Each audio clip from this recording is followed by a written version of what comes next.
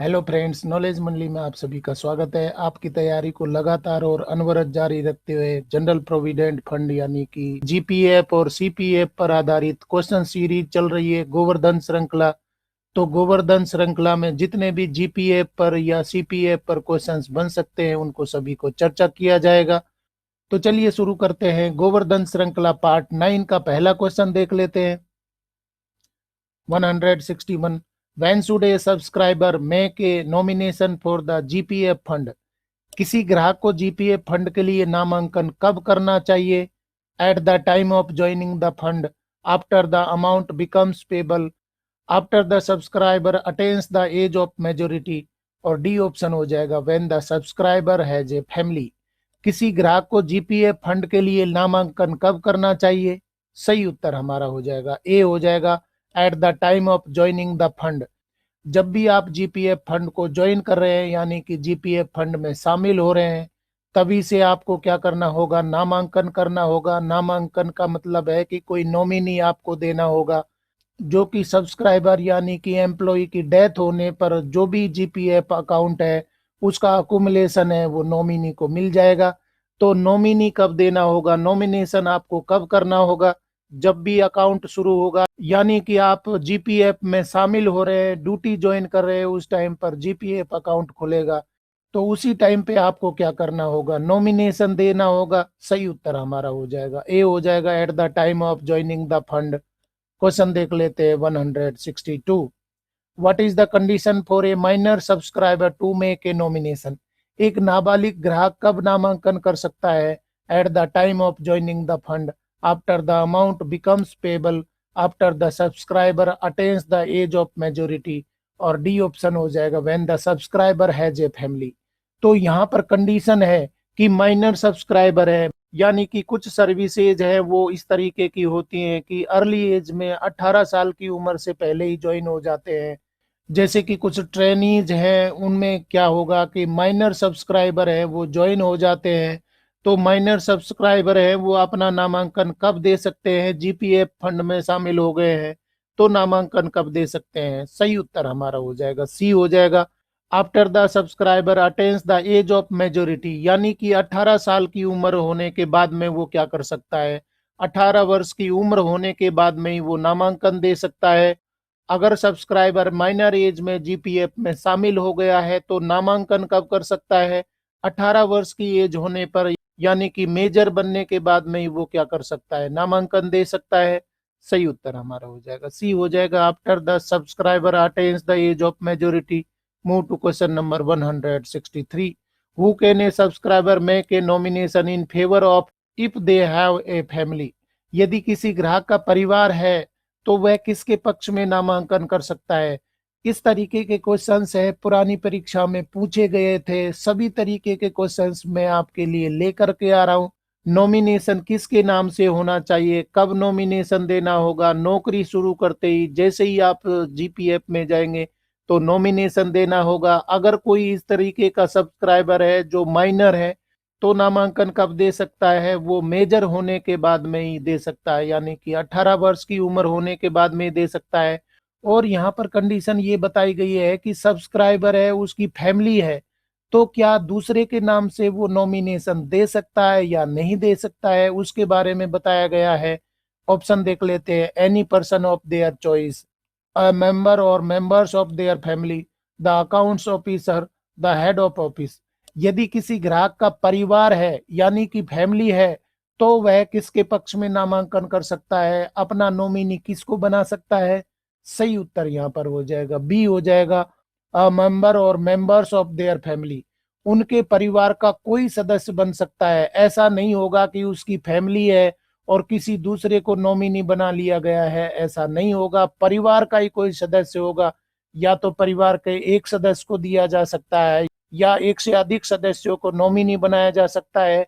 परिवार है, फैमिली है तो दूसरे को नॉमिनी नहीं बनाया जा सकता। बहुत ही प्यारी सी यहाँ पर कंडीशन बताई गई है। सही उत्तर हमारा हो जाएगा बी हो जाएगा, अ मेंबर और members of their family. Question देख लेते हैं 164। What happens to the nomination made by a subscriber in respect of any other provident fund? किसी अन्य भविष्य निधि के संबंध में ग्राहक द्वारा किए गए नामांकन का क्या होता है, यानी कि कोई अन्य भविष्य निधि में उसने अपना नामांकन दिया हुआ है तो सब्सक्राइबर के नामांकन का क्या होगा। It becomes invalid once the subscriber joins the fund. It remains valid until the subscriber makes a new nomination. और सी ऑप्शन हो जाएगा it is automatically transfer to the fund. और डी ऑप्शन हो जाएगा it is deemed invalid and cannot be used. किसी अन्य भविष्य निधि के संबंध में ग्राहक द्वारा किए गए नामांकन का क्या होगा। सही उत्तर हमारा हो जाएगा बी हो जाएगा it remains valid until the subscriber makes a new nomination. यानी कि अन्य भविष्य निधि में उसने सब्सक्राइबर ने क्या किया हुआ है, कोई नॉमिनेशन दिया हुआ है तो वो नॉमिनेशन है वो वैलिड रहेगा, क्योंकि वो अन्य भविष्य निधि में नॉमिनेशन दे चुका है तो वो वैलिड रहेगा, उसमें कोई चेंज नहीं होगा। परंतु अगर वो नॉमिनेशन में चेंज करना चाहता है, नया नॉमिनेशन देना चाहता है, तो पुराना है वो खत्म हो जाएगा, नया शुरू हो जाएगा।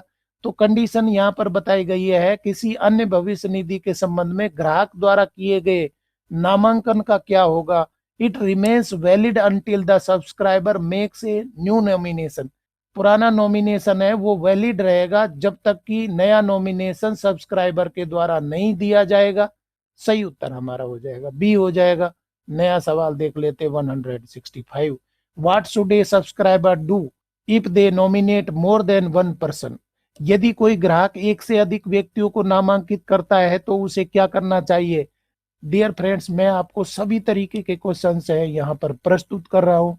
नॉमिनेशन देना जरूरी हो जाएगा जब आप जीपीएफ सीपीएफ में एंटर कर रहे हैं, और अगर आप माइनर है तो आप मेजर होने के बाद में नॉमिनेशन कर सकते हैं, और अगर फैमिली है तो फैमिली मेंबर ही आपके नॉमिनी हो सकते हैं। यहाँ पर कंडीशन क्या आ गई है कि आप एक से अधिक व्यक्तियों को नामांकित करना चाहते हैं, नॉमिनी एक से अधिक बनाना चाहते हैं, तो आपको क्या करना होगा। ऑप्शन हमारे हो जाएंगे स्पेसिफाई द अमाउंट और share payable to each nominee, leave the nomination blank, split the amount equal among all nominees, और डी ऑप्शन हो जाएगा specify the total amount payable to all nominees. यदि कोई ग्राहक एक से अधिक व्यक्तियों को नामांकित करना चाहता है तो क्या करना होगा, उसको कैसे वो नामांकित कर सकता है, नहीं कर सकता है। सही उत्तर हमारा हो जाएगा ए हो जाएगा स्पेसिफाई द अमाउंट और share payable to each nominee. यानी कि वो एक से अधिक नॉमिनी बनाना चाहता है, वो 3 नॉमिनी बनाना चाहता है, 2 नॉमिनी बनाना चाहता है, तो उसको क्या करना होगा, शेयर लिखना होगा।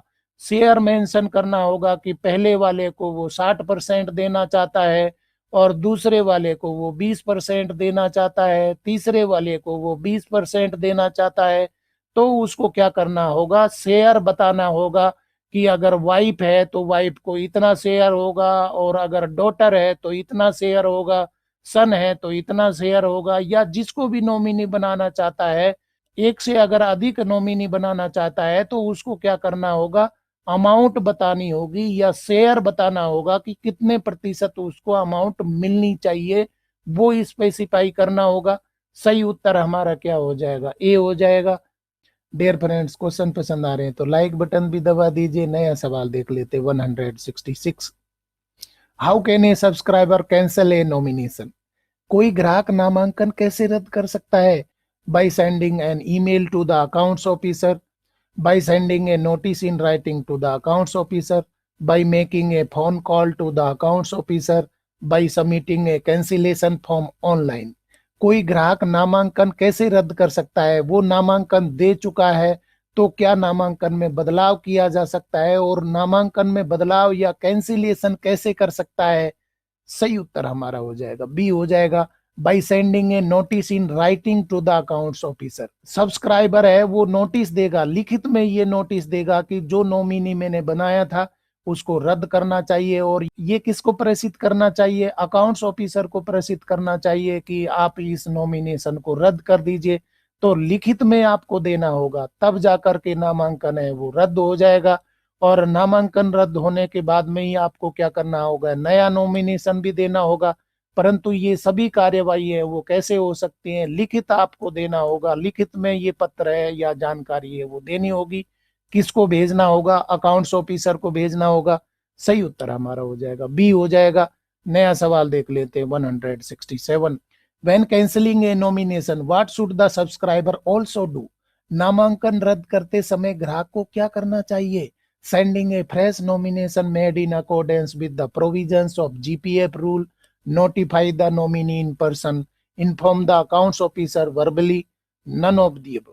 नामांकन रद्द कर सकते हैं। इससे पहले वाले क्वेश्चन में हमने देखा कि लिखित रूप में उसको नामांकन रद्द करने के लिए लिखना होगा अकाउंट ऑफिसर को, परंतु नामांकन रद्द करने के साथ में ही उसको और क्या कार्रवाई करनी होगी, ग्राहक और क्या करेगा?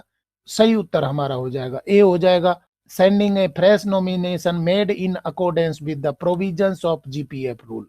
यानी कि यहाँ पर फ्रेश नॉमिनेशन देना होगा, और ये नॉमिनेशन कैसे होना चाहिए? जीपीएफ नियमों के अनुसार होना चाहिए। ऐसा नहीं है कि फैमिली मेंबर का कोई सदस्य पहले नॉमिनी था, उसको आपने लिखित रूप में कैंसिल करवा दिया और अभी किसी और को ही आप नॉमिनेट कर रहे हैं। नया नॉमिनेशन भी किसके तहत होना चाहिए? जीपीएफ रूल के अनुसार होना चाहिए। सही उत्तर हमारा हो जाएगा ए हो जाएगा, sending a fresh nomination made in accordance with the provisions of GPF rule. Question देख लेते 168। What can a subscriber do in A nomination regarding a specified nominee? एक निर्दिष्ट नामांकित व्यक्ति के संबंध में नामांकन में एक ग्राहक क्या कर सकता है? Pass the right to another person or persons, revoke the nomination, increase the amount payable to the nominee, none of the above. सही उत्तर हमारा हो जाएगा A, pass the right to another person or persons. तो एक निर्दिष्ट नामांकित व्यक्ति है के संबंध में नामांकन में ग्राहक को क्या करना होगा? वो कोई राइट दे सकता है, कोई अधिकार दे सकता है कि इसका नामांकन कोई दूसरा दे सकता है, या किसी दूसरे व्यक्ति को वो अधिकार दे सकता है कि नॉमिनी कौन होगा कौन नहीं होगा। इसके बारे में ग्राहक है वो निर्दिष्ट नामांकित व्यक्ति के संबंध में नामांकन में वो ये प्रावधान रख सकता है। क्या प्रावधान रख सकता है? Pass the right to another person or persons. Question देख लेते 169। If a subscriber confers the right on more than one person under the nomination, यदि कोई ग्राहक नामांकन के तहत एक से अधिक व्यक्तियों को अधिकार प्रदान करता है तो क्या निर्दिष्ट किया जाना चाहिए? द अमाउंट और share payable to each person, the relationship of each person to the subscriber, the nominee's contact information, और डी ऑप्शन हो जाएगा नन ऑफ दी अबव। यदि कोई ग्राहक नामांकन के तहत एक से अधिक व्यक्तियों को अधिकार प्रदान करता है तो क्या निर्दिष्ट किया जाना चाहिए? एक से अधिक व्यक्तियों को आप अधिकार दे रहे हैं तो उसको क्या निर्दिष्ट करना होगा, क्या सूचना देनी होगी? सही उत्तर हमारा हो जाएगा ए हो जाएगा, द अमाउंट और share payable to each person. इस प्रकार का क्वेश्चन है वो पहले भी आ चुका है कि अगर एक से अधिक पर्सन है आप ले रहे हैं या नॉमिनेट कर रहे हैं तो अमाउंट या शेयर है आपको क्या करनी होगी, बतानी होगी। तो ये क्वेश्चंस है बदल बदल के आ सकते हैं, तो सभी तरीके की लैंग्वेज आपके लिए लेकर के आ रहा हूँ, आप कंफ्यूज नहीं हो। सही उत्तर यहाँ पर हो जाएगा ए हो जाएगा, द अमाउंट और share payable to each person. ये आपको बताना होगा अगर वो एक से अधिक व्यक्तियों को अधिकार प्रदान करता है तो क्या निर्दिष्ट करना होगा, उसको अमाउंट बतानी होगी या शेयर बताना होगा कि हर पर्सन को, हर व्यक्ति को एक से अधिक आप नॉमिनेट कर रहे हैं तो किसको कितना शेयर मिलेगा। सही उत्तर हमारा हो जाएगा ए हो जाएगा। क्वेश्चन देख लेते 170। If there is one member in the family of the subscriber at the time of nomination, under what circumstances will the right given to the nominee become invalid? यदि नामांकन के समय अभिदाता के परिवार में केवल एक ही सदस्य है तो किस परिस्थिति में नामांकित व्यक्ति को दिया गया अधिकार अमान्य हो जाएगा? If the subscriber predeceases the nominee, if the nominee predeceases the subscriber, if a contingency specified in the nomination occurs, और डी ऑप्शन हो जाएगा इफ अनदर मेंबर और members join after the nominated member. यदि नामांकन के समय अभिदाता के परिवार में केवल एक ही सदस्य है तो किस परिस्थिति में नामांकित व्यक्ति को दिया गया अधिकार अमान्य हो सकता है? सही उत्तर हमारा हो जाएगा डी हो जाएगा, इफ अनदर मेंबर और members join after the nominated member. यहाँ पर नॉमिनेटेड मेंबर है, कोई योग्य नामांकन वो पहले कर चुका है परंतु दूसरे योग्य मेंबर हैं वो परिवार में शामिल हो गए हैं, तो पहले वाले के साथ में उनका अधिकार भी हो जाता है, वो भी योग्य हो सकता है। और अगर सबसे योग्य होगा तो कौन होगा? वो दूसरे मेंबर हो सकते हैं। सपोज कोई एम्प्लॉई है, उसकी शादी नहीं हुई है तो शादी से पहले वो किसी को भी नॉमिनेट करवा सकता है, परंतु मैरिज होने के बाद में स्पाउस है वो क्या हो सकता है, नॉमिनी होगा, वो पहले वाला है वो इनवैलिड हो जाएगा, क्योंकि हकदार अब कौन हो गया है, स्पाउस बन गया है। तो स्पाउस के केस में या दूसरे मेंबर है या मेंबर्स है परिवार में आ गए हैं, तो पहला वाला है वो क्या हो सकता है, अमान्य हो सकता है, इनवैलिड हो सकता है। सही उत्तर हमारा हो जाएगा डी हो जाएगा। इफ अनदर मेंबर और members join after the nominated member. साथियों ये क्वेश्चन है आपकी इन सभी परीक्षाओं के लिए उपयोगी हो सकते हैं, जैसे कि DCAC, principal, vice principal, SO, ASO, OS, UDC, PGT, EMRS, NVS, KVS, SSC, UPSC और डी ट्रिपल एस बी और इसी तरीके की दूसरी एग्जामिनेशंस के लिए। साथियों आपको गोवर्धन श्रृंखला के क्वेश्चन पसंद आ रहे हैं तो अपने मित्रों को भी शेयर करिए। नया सवाल देख लेते 171। When should the GPF subscriber send a notice of cancellation of nomination to the accounts officer? GPF अभिदाता द्वारा नामांकन रद्द करने की सूचना लेखा अधिकारी के पास किस स्थिति में भेजी जानी चाहिए? Immediately after the death of the nominee, when the nomination becomes invalid, both A and B, D none of the above. GPF अभिदाता द्वारा नामांकन रद्द करने की सूचना, यानी कि नामांकन आप रद्द करना चाहते हैं, सब्सक्राइबर है वो नामांकन रद्द करना चाहता है, तो लेखा अधिकारी के पास में कौन सी परिस्थिति में ये जानकारी भेजी जानी चाहिए? सही उत्तर हमारा हो जाएगा सी हो जाएगा, both A and B, immediately after the death of the nominee. अगर कोई नॉमिनी है उसकी डेथ हो जाती है तो आपको नया नामांकन है वो देना होगा और पहला वाला है वो रद्द करना होगा। इसकी सूचना है आपको क्या करनी होगी, लेखा अधिकारी को देनी होगी, क्योंकि जो नामांकित व्यक्ति था उसकी डेथ हो चुकी है, तो आपको क्या करना होगा, नामांकन रद्द करने की सूचना देनी होगी लेखा अधिकारी को। और इसके साथ में when the nomination becomes invalid, अगर नॉमिनेटेड व्यक्ति है वो इनवैलिड हो गया है तो भी आपको क्या करनी होगी, नामांकन रद्द करने की सूचना देनी होगी। किसके पास में देनी होगी, लेखा अधिकारी के पास में देनी होगी, अकाउंट्स ऑफिसर के पास में देनी होगी। सही उत्तर हमारा हो जाएगा सी हो जाएगा, both A and B. Question देख लेते हैं 172। What should be included in the notice cancelling a nomination? नामांकन रद्द करने की सूचना में क्या शामिल किया जाना चाहिए? A fresh nomination, a written explanation for the cancellation, a copy of nominee's death certificate, D option हो जाएगा नन ऑफ दी अबव। नामांकन रद्द करने की सूचना में आपको नामांकन रद्द करने की सूचना देनी होगी, तो इसमें क्या होना चाहिए? सही उत्तर हमारा हो जाएगा ए हो जाएगा, अ फ्रेश नॉमिनेशन। आपने पुराना नॉमिनेशन तो रद्द कर दिया है, और रद्द कौन सी परिस्थिति में, इससे पहले वाले में रद्द होना ही होना है। जैसे किसी नॉमिनी की डेथ हो गई है तो आपको क्या करना होगा, कैंसिलेशन देना होगा, या कोई नॉमिनी इनवैलिड हो गया है तो इनवैलिड होने पर आपको क्या करना होगा, नया नॉमिनेशन देना होगा। नया नॉमिनेशन देना होगा, इसके साथ में ही आपको सबसे पहले क्या करना होगा, नॉमिनेशन रद्द करवाना होगा। तो इससे पहले वाले क्वेश्चन में हम देख चुके हैं कि डेथ होने की कंडीशन में या इनवैलिड होने की कंडीशन में आपको क्या करना होगा, रद्द करवाना होगा, और रद्द करवाने के साथ साथ में आपको क्या करना होगा, नया या फ्रेश नॉमिनेशन देना होगा, नया नॉमिनेशन आपको देना होगा। सही उत्तर हमारा हो जाएगा ए हो जाएगा। क्वेश्चन देख लेते 173। When does a subscriber's nomination and notice of cancellation of nomination become effective?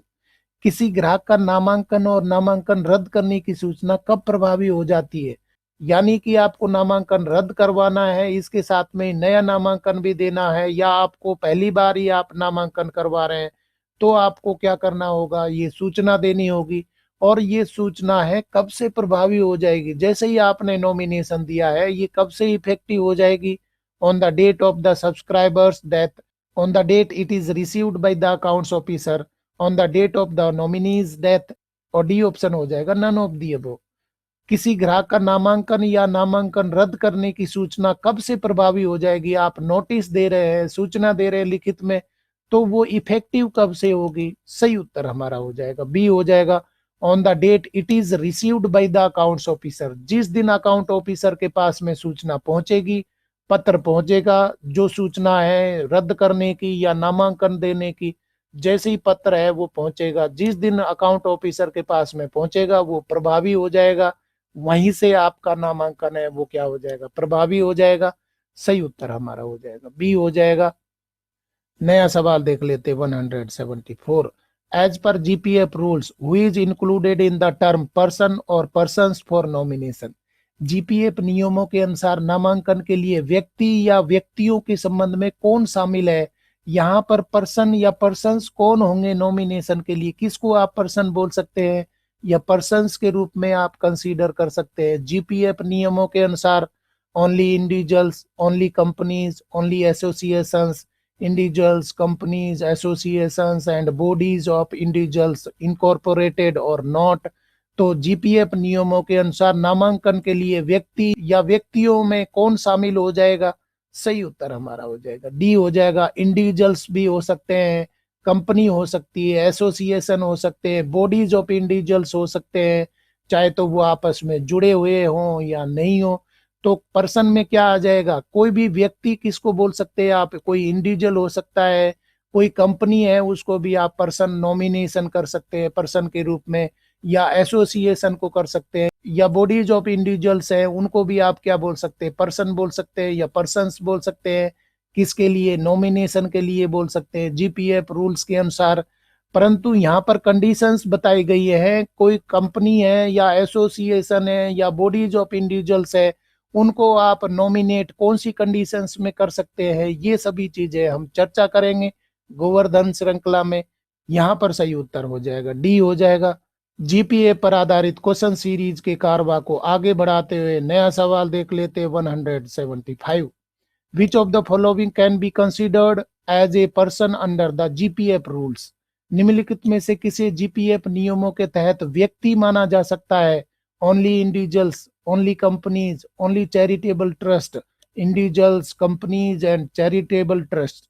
निम्नलिखित में से किसी जीपीएफ नियम के तहत व्यक्ति जिसको कि आप नॉमिनेट करना चाहते हैं व्यक्ति के रूप में आप परिभाषित कर सकते हैं। सही उत्तर हमारा हो जाएगा डी हो जाएगा। कोई व्यक्ति हो सकते हैं या व्यक्तियों का समूह हो सकता है, कंपनी के नाम आप क्या कर सकते हैं, नॉमिनेशन दे सकते हैं, चैरिटेबल ट्रस्ट को भी आप अपना नॉमिनी बना सकते हैं।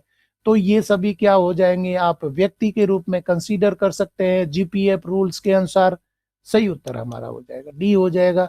डियर फ्रेंड्स, क्वेश्चन पसंद आ रहे हैं तो अपने दोस्तों को जरूर बताइए। क्वेश्चन देख लेते हैं 176। An account will be opened in the name of each GPF subscriber which will represent what. प्रत्येक जीपीएफ ग्राहक के नाम पर एक खाता खोला जाएगा जो कि क्या दर्शाता है। उस खाते में कौन कौन सी चीजें शामिल होती है। Only subscription, only interest on subscription, only advances and withdrawals from the fund, subscription, interest on subscription, bonus on subscription and advances and withdrawals from the fund. तो जो जीपीएफ ग्राहक है उसके नाम से एक जीपीएफ अकाउंट खोला जाएगा।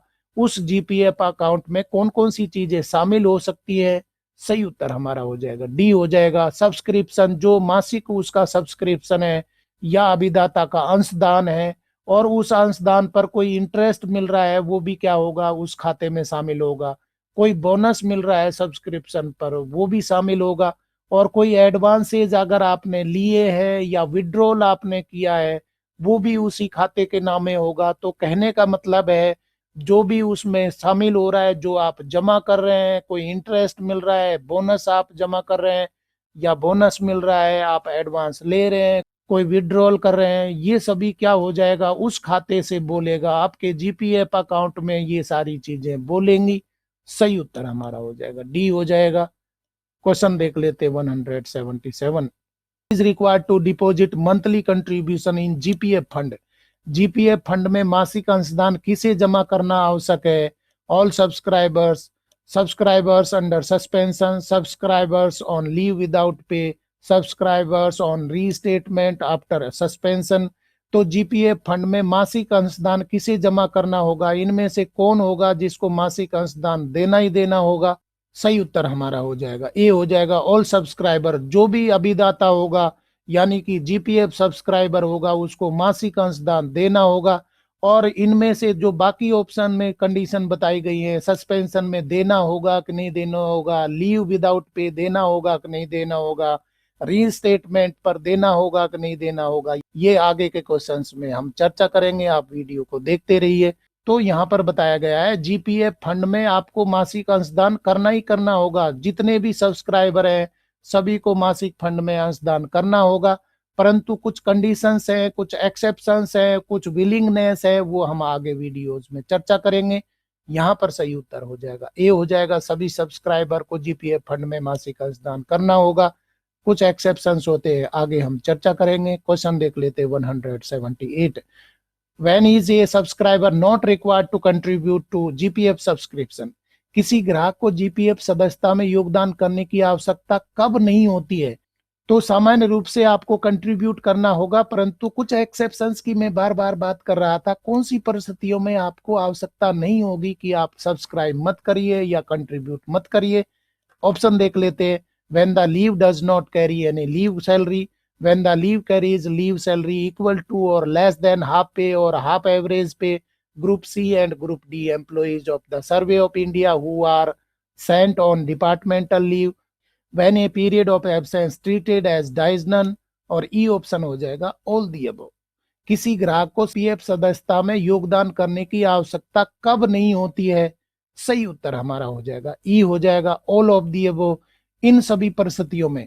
पहली कंडीशन क्या है? When the leave does not carry any leave salary, यहाँ पर आप छुट्टी में गए और कोई वहां छुट्टी का वेतन नहीं मिल रहा है, अवकाश वेतन आपको नहीं मिल रहा है, तो जब अवकाश वेतन नहीं मिल रहा है तो आप सब्सक्रिप्शन कैसे करेंगे? ये कंडीशन हो जाएगी। दूसरी है when the leave carries leave salary equal to और less than the half pay और हाफ एवरेज पे, यानी कि आपको लीव सैलरी मिल रही है परंतु आधी मिल रही है, एचपीएल के बराबर मिल रही है, एचपीएल के बराबर आपको मिल रही है, या हाफ पे लीव पर जो जाते हैं उसके बराबर मिल रही है, तो हाफ सैलरी आपको मिल रही है। आप सब्सक्रिप्शन करना चाहते हैं नहीं चाहते हैं ये आप पर डिपेंड करेगा। इसके बाद में सी में बताया गया है group C and group D employees of the Survey of India who are sent on departmental leave, तो डिपार्टमेंटल लीव पर आप गए हुए हैं, सर्वे ऑफ इंडिया के एम्प्लॉई है, तो वहां पर सब्सक्रिप्शन करने की आपको जरूरत नहीं है। आप कर सकते हैं परंतु कंपलसरी नहीं होगी। और डी ऑप्शन में है when a period of absence treated as dies non, तो डाइज नन की कंडीशन में भी सब्सक्रिप्शन की जरूरत नहीं होती है। आप चाहते हैं तो कर सकते हैं, परंतु ये कंडीशन नहीं होगी कि आपको करना ही करना होगा। जब लीव सैलरी नहीं मिल रही है आपको, या हाफ सैलरी मिल रही है, या डिपार्टमेंटल लीव पर गए हैं सर्वे ऑफ इंडिया के एम्प्लॉय, या डाइज नॉन है, तो आपको सब्सक्रिप्शन करने की जरूरत नहीं है, यानी कि योगदान करने की जरूरत नहीं होगी। चाहते हैं तो कर सकते हैं, बाकी कंपलसरी नहीं होगी। सही उत्तर यहाँ पर हो जाएगा ई हो जाएगा ऑल दी अबव। क्वेश्चन देख लेते 179। Who is not required to contribute to GPF fund during departmental leave, विभागीय अवकाश के दौरान जीपीएफ फंड में योगदान करने की आवश्यकता किसे नहीं होती है? Group C and group D employees of the Survey of India, all subscribers on reinstatement after suspension, subscribers on leave without pay. विभागीय अवकाश के दौरान जीपीएफ फंड में योगदान करने की आवश्यकता किसे नहीं होती? तो यहाँ विभागीय अवकाश आ गया है, स्पेसिफिक टर्म आ गई है, तो निश्चित रूप से इससे पहले वाले क्वेश्चन में हम देख चुके हैं। उत्तर आपको पता है, सही उत्तर हो जाएगा ए हो जाएगा group C and D employees of the Survey of India. Group C और डी एम्प्लॉई है सर्वे ऑफ इंडिया के, तो वो डिपार्टमेंटल लीव पर जाएंगे, और इस प्रकार की डिपार्टमेंटल लीव पर या अवकाश पर आप गए हैं तो आपको कंट्रीब्यूशन करने की आवश्यकता नहीं होगी। सही उत्तर हमारा हो जाएगा ए हो जाएगा group C and D employees of the Survey of India. और मित्रों देख लेते हैं गोवर्धन श्रृंखला 2.0 पार्ट 9 का अंतिम question 180। Who does not need to subscribe to the fund during the period of unemployment, बेरोजगारी की अवधि के दौरान जीपीएफ फंड में योगदान करने की आवश्यकता किसे नहीं होती? All subscribers on leave without pay, subscribers on reinstatement after suspension, holders of seasonal post in an establishment. बेरोजगारी की अवधि के दौरान जीपीएफ फंड में योगदान करने की आवश्यकता किसे नहीं होनी चाहिए? सही उत्तर हमारा हो जाएगा डी हो जाएगा holders of seasonal post in an establishment. कोई इस प्रकार का एस्टेब्लिशमेंट है जहां पर सीजनल पोस्ट है, तो वहां वो सीजनल पोस्ट में क्या हो जाता है कि एक पर्टिकुलर सीजन में बेरोजगार हो जाता है, उसका जॉब है वो नहीं रहता है, तो वहां पर बेरोजगारी की अवधि होती है या उनको घर भेज दिया जाता है, एक पर्टिकुलर सीजन में घर भेज दिया जाता है, तो उस पीरियड में उनको फंड में योगदान करने की आवश्यकता नहीं है, जीपीएफ में कंट्रीब्यूट करने की आवश्यकता नहीं है। डियर फ्रेंड्स, आज हमने देखा कि किस तरीके से नॉमिनेशन होना चाहिए, कब वो नॉमिनेशन शुरू करेगा, कौन सी कंडीशन में नॉमिनेशन कर सकता है, कौन मेंबर होंगे, कितने मेंबर होंगे, क्या उसके फैमिली मेंबर ही नॉमिनी हो सकते हैं या दूसरे होंगे, और नॉमिनेशन कैंसिल किया जा सकता है या नहीं किया जा सकता, और वो कौन सी डेट होगी जहां से नॉमिनेशन इफेक्टिव होगा या कैंसिलेशन इफेक्टिव होगा। इसके साथ में कोई कंपनी है या कोई ऑर्गेनाइजेशन है, कोई ट्रस्ट है, इसको नॉमिनी बनाया जा सकता है या नहीं बनाया जा सकता, और कौन सी कंडीशन में कंट्रीब्यूशन दिया जाएगा नहीं दिया जाएगा, ये सब चीजें आज के डिस्कशन में हमने चर्चा करी। डियर फ्रेंड्स, जीपीएफ और सीपीएफ पर आधारित क्वेश्चन हैं, पुरानी परीक्षा में भर भर के पूछे गए थे, अभी भी ये क्वेश्चन हैं आपकी परीक्षा में पूछे जाएंगे। आज के क्वेश्चन पसंद आए तो लाइक शेयर करें, और चैनल को सब्सक्राइब करना तो बहुत ही जरूरी है, क्योंकि नॉलेज मंडली is the right choice. Thank you very much.